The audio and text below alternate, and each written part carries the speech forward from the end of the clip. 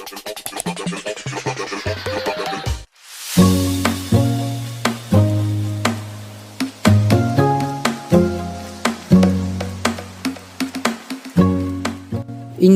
adalah negara tropis yang memiliki keanekaragaman tumbuhan yang tinggi.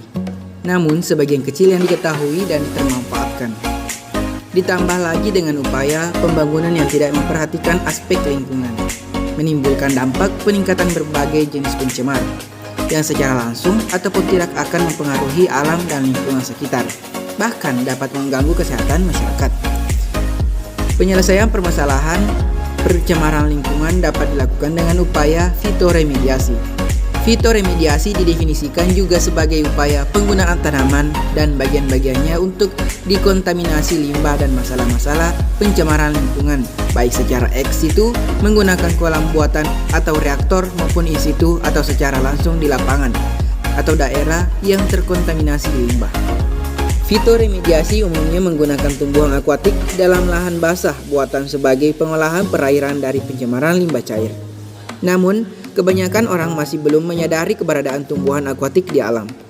Tanaman akuatik dapat berperan sebagai pengelola polutan atau limbah cair. Tanaman akuatik juga memproduksi oksigen selama proses fotosintesis. Bahkan, beberapa di antaranya mampu menyerap unsur logam berat sehingga dapat mengurangi pencemaran. Mengingat potensinya sebagai fitoremediator, maka konservasi keanekaragaman tumbuhan akuatik sangat penting.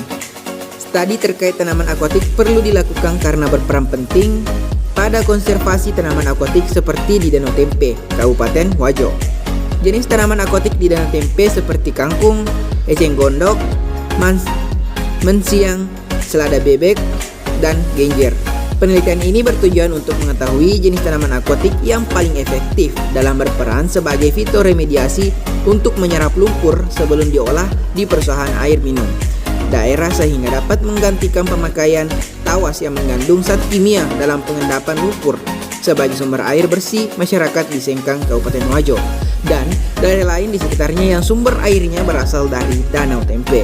Pemanfaatan enceng gondok dalam proses koagulasi pada PDAM lebih ekonomis dibandingkan dengan menggunakan tawas. Eceng gondok yang dianggap tanaman pengganggu di perairan Danau Tempe dapat dimanfaatkan untuk menggantikan tawas, di mana PDAM Kabupaten Wajo membutuhkan tawas 1,8 ton per bulan dengan harga Rp16.200.000 yang dapat digantikan fungsinya dengan eceng gondok.